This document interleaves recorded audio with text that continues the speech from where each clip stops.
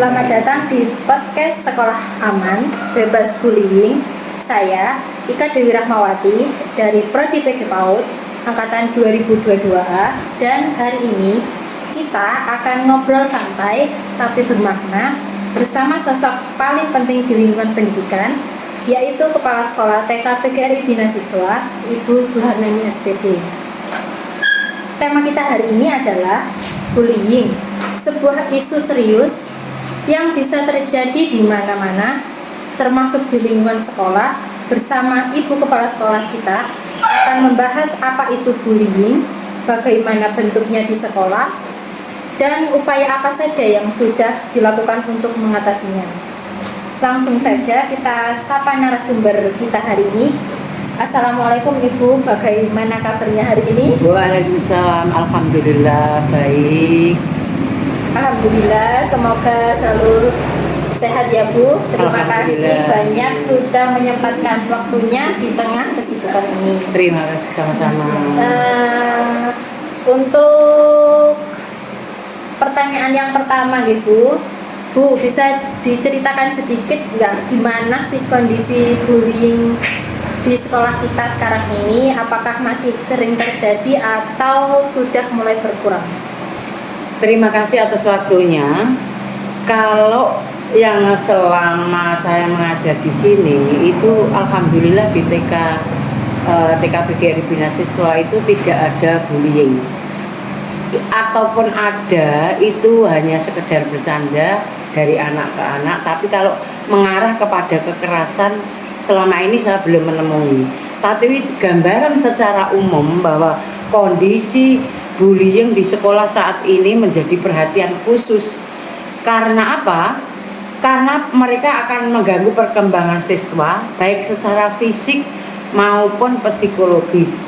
Bullying dapat menyebabkan gangguan mental, kecemasan, depresi, dan rendahnya rasa percaya diri anak, sehingga dapat menurunkan prestasi akademik dan menyebabkan kesulitan bersosialisasi. Tapi ya itu tadi di TK kami selama saya mengajar saya belum pernah menemukan itulah. Kalau sekedar bercanda anak ke anak tapi tidak menuju kekerasan itu sering. Demikian. Wah, menarik ya Bu. Kadang kan memang bullying itu kan nggak selalu kelihatan ya.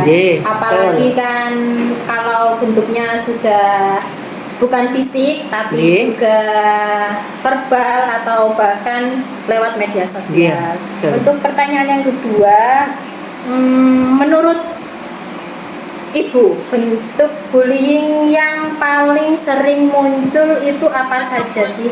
Anak-anak kadang kan suka bercanda, tapi apakah semua itu bisa dianggap kategori bullying? Kalau istilahnya bullying itu bentuknya ada bermacam-macam, diantaranya bullying fisik. Yang ini melibatkan fisik yang kena. Contohnya adalah memukul, menendang, mungkin mencubit atau merusak barang milik orang lain. Nah itu dampaknya kepada anak yang kena itu kan mestinya kalau misalnya dicubit kan merasa sakit. Terus kalau misalnya yang lain atau trauma itu kalau bullying fisik. Kemudian bullying verbal. Bullying verbal yaitu bullying yang menggunakan indera pengucapan ini dengan cara misalnya mengolok-olok, mengejek sehingga anak-anak yang diejek atau diolok-olok itu merasa sakit hati. Kemudian kalau bullying sosial itu tentunya yaitu pengucilan, penyebaran gosip atau intimidasi langsung yang membuat kelompok sehingga dapat mengucilkan seseorang atau yang dibullying itu. Dampaknya diantaranya yaitu kehilangan teman atau depresi. Yang keempat adalah cyberbullying. Di sini adalah menghina atau mengirim pesan di media yang istilah menjatuhkan orang yang korban, maksudnya seperti itu. Tapi kalau misalnya bercanda itu kalau saya menilai ya, kalau bercanda itu tidak mengarah kepada kekerasan, tentunya itu tidak bullying. Yang dikatakan bullying itu kan bercanda tapi bisa mengarah kepada mengejek atau menghina, sehingga yang dihina sakit hati, kemudian yang sakit hati balik mengolok sehingga terjadi pertengkaran. Itu kalau menurut saya demikian. Ya betul Bu, kadang dampaknya juga nggak langsung kelihatan, tapi bisa membekas lama kan kepada anak-anak, bahkan sampai ngaruh ke prestasi dan semangat belajar. Iya betul. Dan untuk pertanyaan selanjutnya Bu, kalau dilihat dari sisi dampaknya, apa yang biasanya terjadi sama anak-anak yang korban bullying ini? Kondisi bullying. Kalau biasanya anak-anak yang kena bullying itu yang sepengetahuan yang saya ketahui, saya baca-baca itu diantaranya yaitu bisa berupa tindakan fisik ya. Dengan tindakan fisik itu dia akan merasa sakit badannya yang kalau misalnya fisiknya itu kan terutama misalnya dicubit itu kan merasa sakit. Nah itu kan mungkin dia juga akhirnya tidak mau berteman dengan anak yang mencubit tadi. Nah kalau misalnya yang ngolok-olok itu, misalnya olok-olok itu kan anak yang diolok-olok itu juga merasa sakit hati kan, merasa sakit hati sehingga dia juga tidak mau berteman.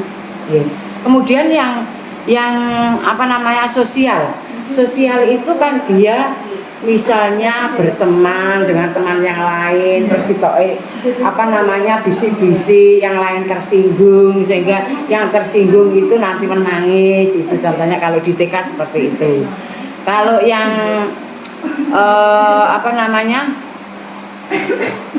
di mental anak-anak yang kena bullying itu, kalau anak TK itu kan utamanya ya dia menyendiri, diam saja, tidak mau bergaul dengan teman. Itu kalau TK seperti itu. Kalau dewasa mungkin dia akan berbuat yang lebih jahat dari itu. Itu seperti itu. Membalas seperti itu. Nah dari pihak sekolah sendiri itu upaya apa saja sih Bu yang sudah dilakukan untuk mencegah dan menangani bullying ini agar tidak terjadi terus gitu? Bullying itu kan masalah yang signifikan. Jadi sekolah sendiri itu tidak akan bisa menangani dengan sendiri, sehingga harus kerjasama dengan orang tua atau pihak lain, termasuk ya orang tua diantaranya dan juga anak. Nah orang tua itu harus bisa, maksudnya memberi pendidikan karakter di rumah, memberi contoh di rumah bahwa bagaimana menghormati orang tua, bagaimana menyayangi yang muda, sehingga anak-anak itu paham, nanti di sekolah bisa diajari lagi atau diterapkan oleh gurunya. Nah, upaya di sekolah sendiri akan menindak tegas terhadap pelaku bullying, sehingga mereka yang melaksanakan bullying itu tentunya kapok atau tidak mengulangi lagi. Itu kalau menurut saya seperti itu. Jadi peraturan atau melaksanakan kesepakatan antara sekolah dengan orang tua, sehingga nanti kalau misalnya terjadi di sekolah itu bisa ditangani dengan baik. Berarti jadi kan memang enggak hanya fokus ke hukuman ya Bu, tapi juga edukasi itu kan penting banget, dan supaya anak-anak itu lebih paham mana yang salah, mana yang benar juga. Betul. Kalau hukuman itu untuk anak TK kan tidak tepat ya. Kalau edukasi atau pemahaman itu melalui karakter, melalui pelatihan, melalui pendidikan atau kurikulum yang dimasuki oleh perilaku bullying itu akhirnya tersampaikan kepada anak-anak, sehingga anak-anak itu dengan kesadaran sendiri akan memahami tentang bullying itu. Nah kalau soal keterlibatan orang tua nih Bu, itu gimana peran yang besar bagi mereka untuk mencegah bullying di sekolah? Kalau peran orang tua untuk mencegah bullying itu satu, di rumah berarti orang tua harus memahamkan kepada anak tentang karakter atau perilaku-perilaku mengenai bullying. Dua, orang tua harus bisa menjadi contoh atau suri teladan di rumah. Contohnya seperti ini. Kalau misalnya lagi bertengkar sama ayah, jangan diperlihatkan kepada anak. Kemudian orang tua juga bekerja sama dengan semaksimal mungkin dengan pihak sekolah supaya di sekolah anak-anak itu tidak maksudnya tidak bertindak atau menerapkan sikap-sikap keras yang ada yang ditanamkan oleh keluarga itu tidak terjadi di sekolah kalau itu seperti ini. Iya betul banget Bu, kadang kan masalah di sekolah itu juga ada kaitannya dengan lingkungan di rumah. Dan jadi kan memang perlu kerjasama antara orang tua dan juga sekolah. Iya betul. Dan kalau boleh tahu apa pesan Ibu untuk anak-anak yang mungkin sedang mengalami bullying saat ini dan tapi masih takut untuk bercerita di lingkungan sekitar? Secara umum pesan untuk anak-anak yang kena bullying itu satu, membangun kepercayaan diri anak itu supaya kejadian yang sudah dialami itu tidak membawa dia ke arah yang lebih jelek, tapi menjadi pengalaman mereka untuk meningkatkan yang lebih bagus. Kemudian edukasi anak tentang bullying, jadi pendidikan tentang bullying itu bagaimana sehingga anak akan lebih paham. Kemudian hindari mengambil tindakan secara sepihak, misalnya anak-anak bullying itu kan dari pihak yang membuli itu kadang-kadang kan kita datangkan, kita suruh menceritakan bagaimana kejadiannya. Itu tidak hanya dari pihak anak tapi dari pihak sekolah, orang tua juga dilibatkan itu. Kemudian memberi sosialisasi terkait bullying, memberi sosialisasi itu ya setiap hari mungkin ada workshop, ada pendidikan karakter, dimasuki kurikulumnya, dimasuki nilai-nilai bullying itu sehingga anak-anak paham dan anak-anak itu akhirnya kesadaran dirinya muncul kembali, tidak depresi dan tidak maksudnya gimana ya rasa percayanya diri itu akan kembali lagi, itu menurut saya seperti itu. Wah, terima kasih banyak Bu ya atas sharing-sharingnya hari ini. Saya yakin banget hal yang kita ambil dari obrolan ini itu sangat bermanfaat juga kan bagi semua. Buat teman-teman, ingat ya, bullying itu bukan hal sepele. Kalau kamu melihat atau mengalami secara langsung, jangan diam, ayo berani bicara dan bantu wujudkan sekolah yang aman dan saling menghargai. Saya Ika Dewi Rahmawati, pamit undur diri. Terima kasih sudah mendengarkan podcast hari ini. Wassalamualaikum warahmatullahi wabarakatuh. Waalaikumsalam warahmatullahi wabarakatuh.